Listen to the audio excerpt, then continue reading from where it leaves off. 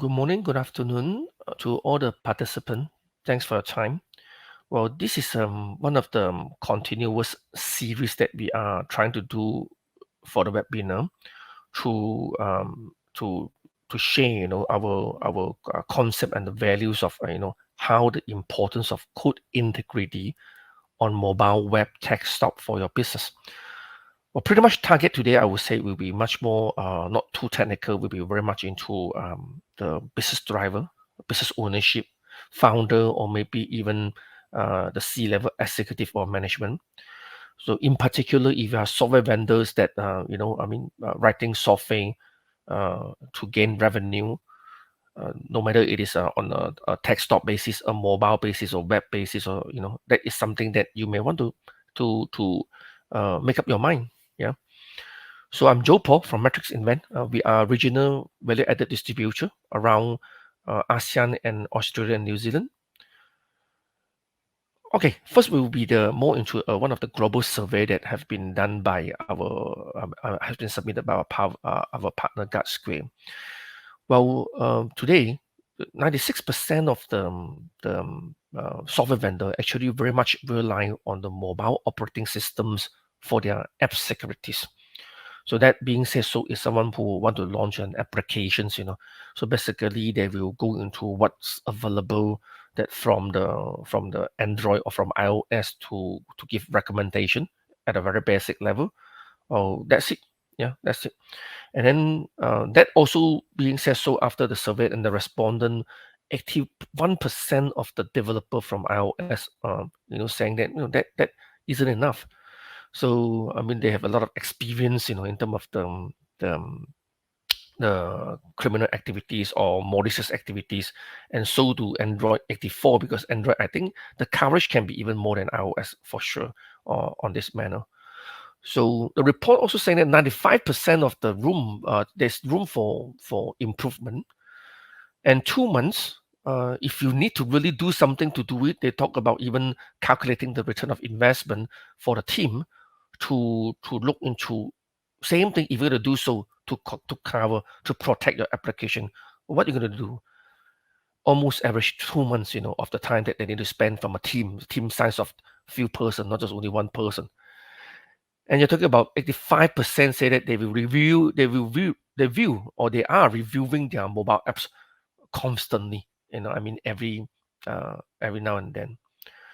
But that's not the case. I mean, when the actual respondent from what we can see is that you have a lot of like security has been done on the server level because today, no matter you're e-commerce, no matter you're CRM, enterprise software, functional software like mining or cruising analysis, or even trending, or even to a certain extent supply chain software. So the transaction volume has been growing very, very high. However, if you look into this graph, it indicated that I mean there's a lot of point securities measure and policy has been done on the server level. But there's a lot that on the mobile side still yet to catch up. You still got a lot of this kind of webs application, and the volume of transaction also increasing. Sometimes you can talk about even like a fintech solution, the bank, or e-commerce purchases of Amazon, from Shopee. So the transactions keep on gaining a lot.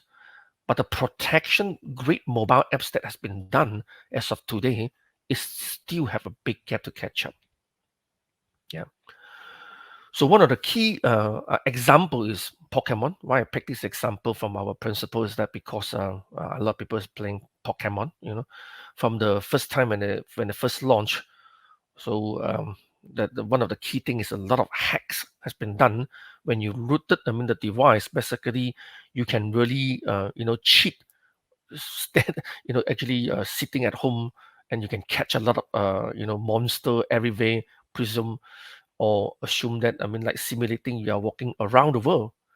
Well, that's not fair. If you're gonna be you're a game player in a way, and then but potentially it may also hurt your mobile or phone or mobile system and your privacy, because when you rooted your device, there goes another I mean, sorry, substantial problem that can come over that because all other malicious software will see the hole that can come to your mobile and start to like a Trojan to take on all your information.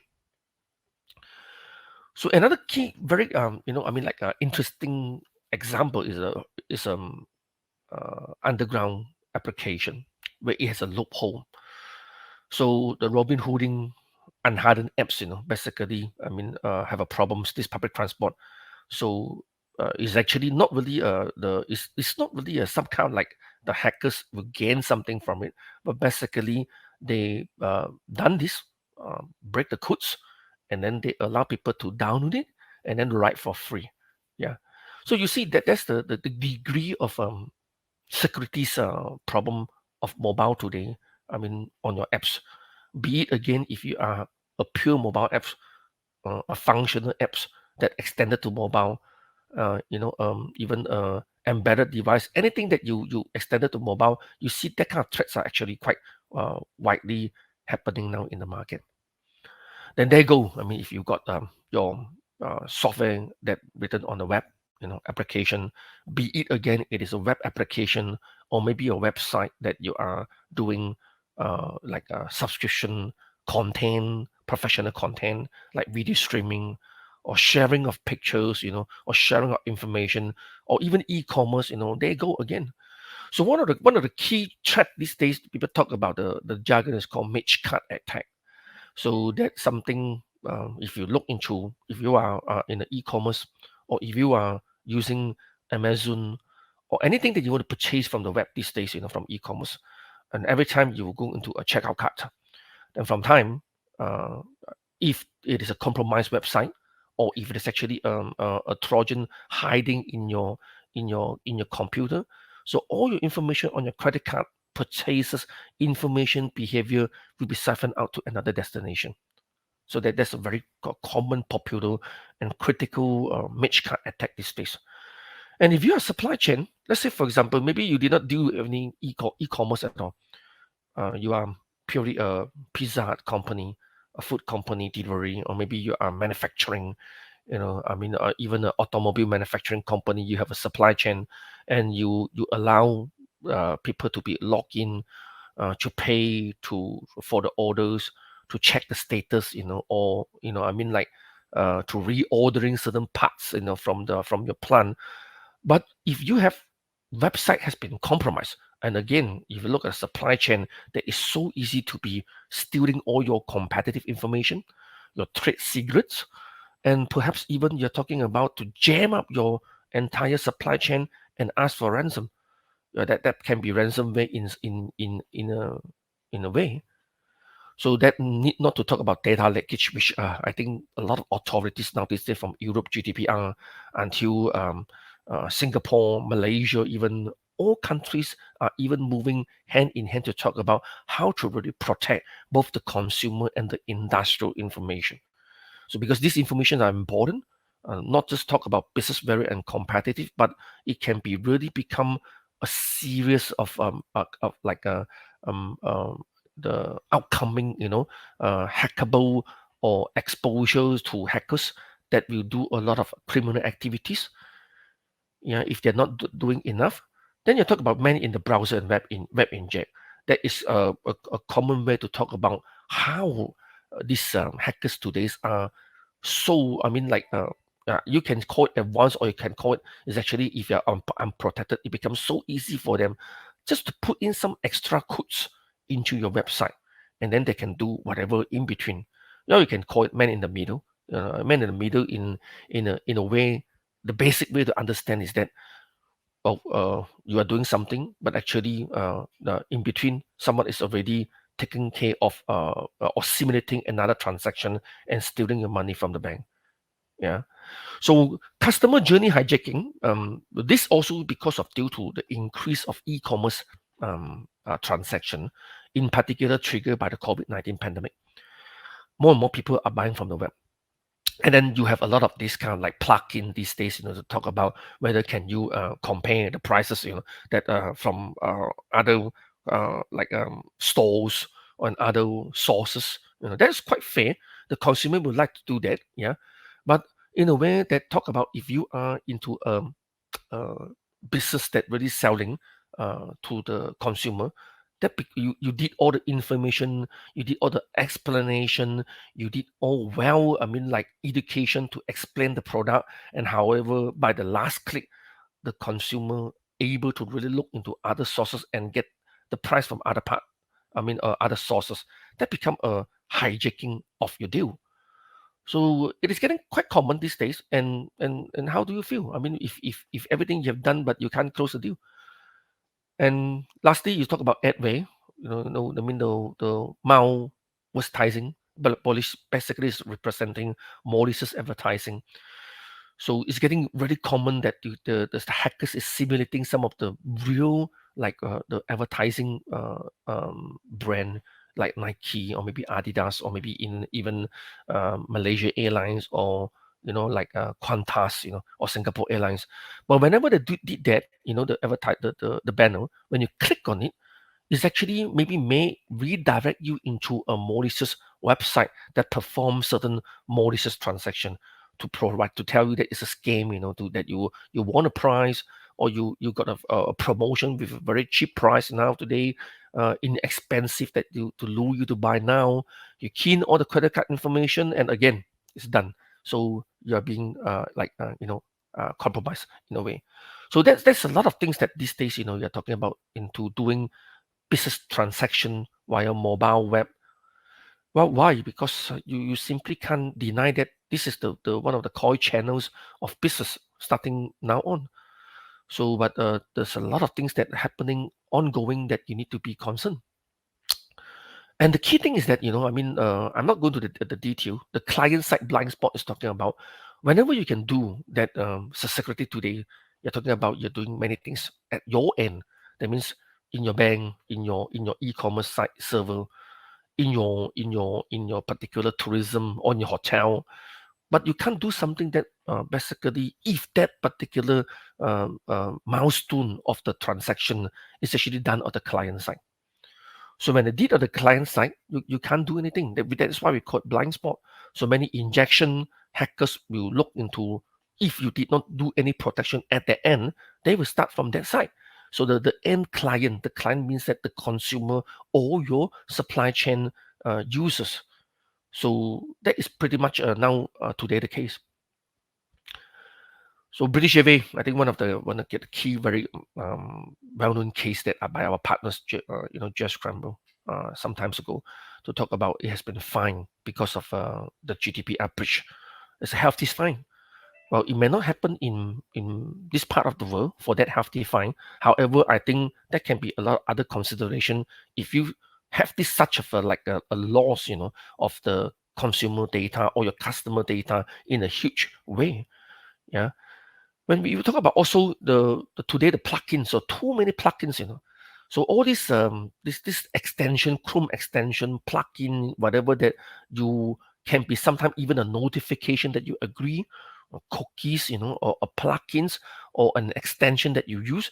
All these are may or may not be verified, and because of that, you have a very serious issue that you left a lot of trojans, that is on your computer, and that again may impact your customers when it comes to really, I mean like in the future when this kind of incidents happen. Well, another aspect is it, I mean that is quite, this is for me is quite interesting. The open source software is exploding. In fact, today as a software vendor, you may write the codes by your own in-house team. But how they write it, there's a very good consideration. I mean that you may need to rethink and review, because you're talking about your engineer, your project managers. No matter you hire in-house or external or even outsource, a lot of open source components already is in the market. So you're talking about 60 to 90% application code is open source. Means that you ask someone to write something, yeah, that can be also they're using 60 to 90% component from open source and change it. And you're talking about if you are the business owner, I mean, do you go down and check all the time about all these codes that they use and they write? So 100,000 open source release per day. That's the data today. 300 million open source library. No, I mean 1.1/8, open source calls transitive libraries in JavaScript. So this is exploding. I mean, because people is talking about to share about the common things they have built to make the next build even faster. Okay, that's exploding. That's exploding. You do have to invent the view and writing on top of that. But the problem actually is started. I mean, the call OSS vulnerability need to be managed. So you're talking about 200, I mean, like they count like vulnerability disclosed per week, per week. So what does it mean is that when you use someone open source component, you do not know that, whether after you use it, you build into your software. Do you frequently go back and check whether that particular, I mean, the component used is actually safe, or in fact got any like loophole that can be hackable? You may not know. And at the same time, even maybe the particular, I mean, component has announced that there's a loophole that you need to update, but will you go and revisit again? That's challenging. And sometimes when we talk about licensing as well, that may be even certain component has been really like registered or licensed, even it's open source, but registered by some other people. But if you do not check it, you may violate the license and become a major issue if your IP keep growing. Yeah. So 1/4 data breaches due to open source vulnerability. You have this, and then 76% organization in APAC do not have process to manage open source. That's pretty true. And I will think this figure can be even more if you are from the end user environment, but if you're not a pure software vendor. Okay. So publicly available, I mean, you have 400, and that become like some of the popular use case like Equifax has been compromised, and have a loss of 700 million have to write off, and that caused the share drop, I mean, 10-15% at one time. And one of the famous Panama Papers, to expose all these unknown politician or businessmen, I mean, like how the way that they do anything outside the country. So that become also very, very serious case if you did not do it. So just think about it. You have mobile, you have to take care. You have the web application, you're going to take care. You have to, the open source when you develop the software that can be also, expose the loophole within your codes. That's a lot of things. So, but the final will be more like the IP, because let's say if you're a software vendor, you write software. In fact, to what we surveyed, that all businesses these days are going to be software oriented. No matter you are direct a software vendor to sell enterprise software, or you are actually in healthcare, athletic improvements, you're in pharmacies, you're in mining, you are in military, you're in even I mean, like HK, whatever it is, it's now these days are pretty much to some degree will be IP or software oriented. And when all this knowledge built into the software, it's become intellectual property for you. Okay. So if you talk about just now how much vulnerability, I mean possibility they can be having, will you ever even consider what you write? What all the things that can be also be stolen by people in one fraction of a second? When they stole it, they reverse it and re-engineer it, and then they can sell it elsewhere, or they can start to even do code injection to something that the malicious Trojan to hurt your customers. So that's important, because IP is your value these days, your stock variation if you're a listed company. Yeah, many way, you're talking about, I mean, sometimes there can be the way how do you actually static in a way that you to protect your codes by obfuscating, whether you do encrypt it, but how do you even protect, the dynamic of it, doing some catch dump, anti-debugging, and kill catch clearance. Well, this is a bit technical, but when you talk about dynamic, I think in the layman term is more into like many things these days are even hiding in the memory. Be it even, I mean, the Trojan, I mean, they can't go into your codes when you done encryption. They may want to know that how you did it. In particular, some scientific engineering software, when they want to perform and see how you do the calculation, that become also a dynamic hacking, that they restore the Trojan and malicious software in the computer memory. And by the time the software execute, they start to take photos, I mean, in a way layman term, and then repost it and send back to the hackers' computers. So there's a lot of things that these days are ongoing, no matter obvious or you may not even know. So, but to drive this actually, for all these things, the conventional ways is that not just even in Asia, I would say even North America, Europe, Northern Asia, which is much more advanced in terms of the industrial, they are taking steps, to really help. I mean, the corporate and the private sector is, doing a lot of their own things to do it. Even public sector to protect the software and the customer and the end user. But that's not enough. Even at that part of the world, you're talking about still a very large part of the companies are not doing that, or maybe they do not feel the urgency to do it, and they may think, no, the pen is not at my side first. Perhaps I want to just wait for a while, or I can just use some very simple things to just tune it and then to see what is next step.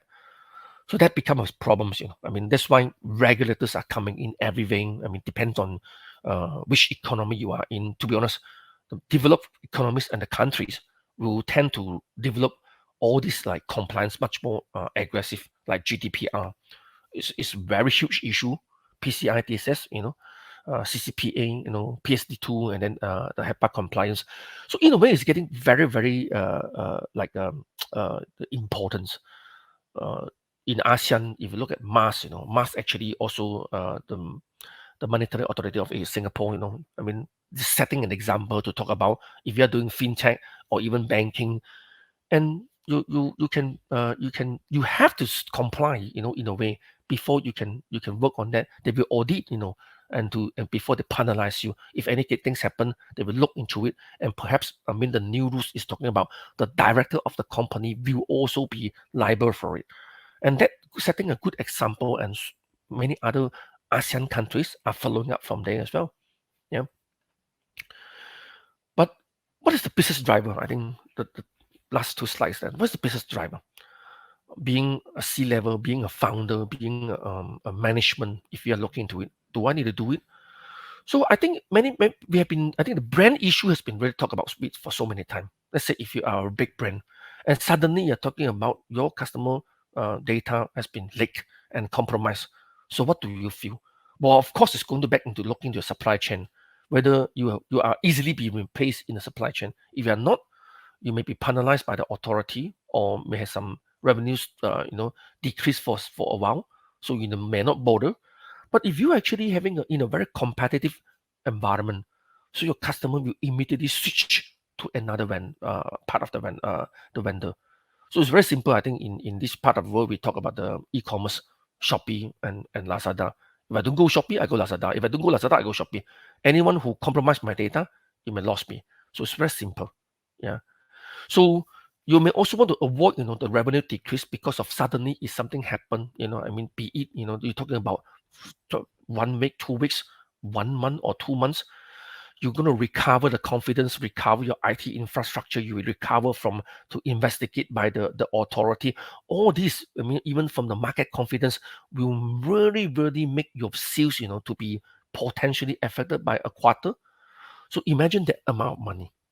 I would say just imagine amount of money. No matter you have 1 million USD turnover, you have 10 million or even 1 billion USD turnover, and if one quarter you're not performing, how much money actually you lost? Improve time to the market. Every time, this is the very chicken and egg issue. Every time you want to launch a new function, well, the business guys, maybe you think of, something I want to be competitive and immediately change my strategy to adapt to the market. But how do you do it? So if you're not able to, but somehow if you need to comply, if you is governed by authority in your business, like for example the fintech. So you want to do some new function to be end-to-end consumer for them to approve and apply for a simple personal loan. But before you launch, you need to comply, do pen testing or whatever. So many things you want to do. So that become a situation if you do not own a tools for your organization.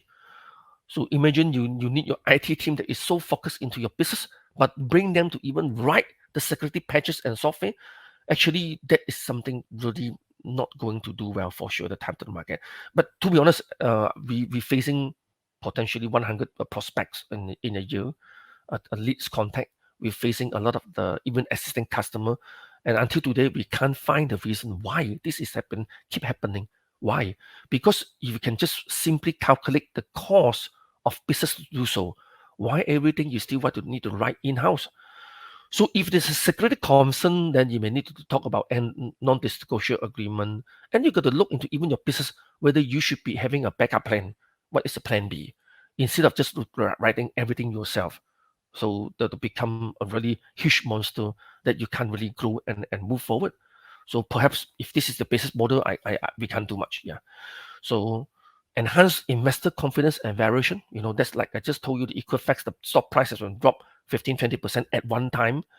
I mean, if you pick up then you may make money. But the problem is that at that one time you lost some investor confidence. Equifax is a very huge organization. If you're not, let's say if you're a startup company, or maybe you are in the venture seed fund of ABC, or perhaps even you're talking about you are about to raise fund, about to do IPO, because of all these, your valuation is crashed. And just think about it, the impact of it. So the business driver is important. And most important, I think that is something that if you are a business owner, I mean, if you are founder, if you are, I would say any business, the main objective is to make money. So correct me if I'm wrong, unless you're in a charity position. So you got to make money. So you can make money with corporate social responsibility. You can make money in contributing to mankind, or even scientific, or a better lifestyle. But you still want to need to make money. You can't to make money.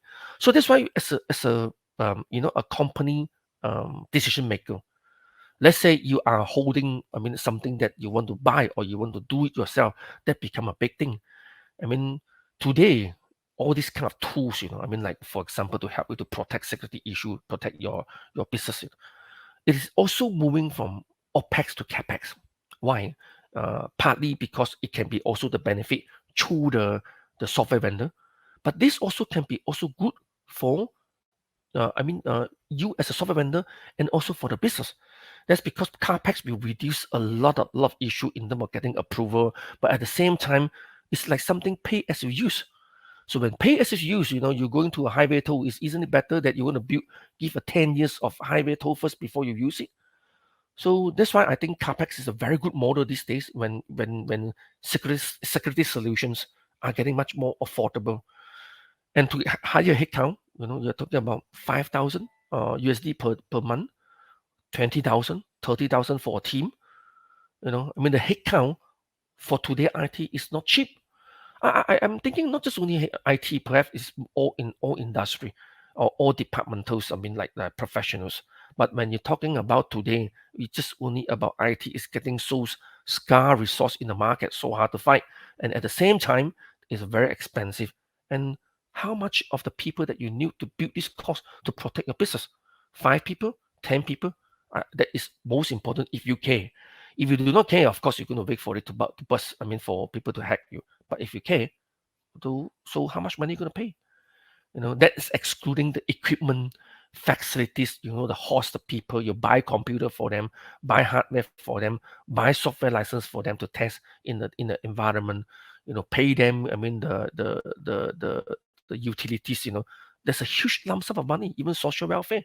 You know, so when cost of recovery hit, something happen, it's even worse. So your whole business is not going to work. Just to have to stop and to actually protect it, and that becomes something that you need to make a wise decision. Buy or wait, is there urgency? Buy or build, again, is that something that you need to do? I mean, in-house.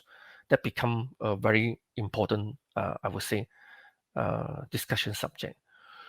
So if you think that this is something that is interests you, I mean, you can let us know. In fact, we see this is we believe, because we are consultative distributors in the region.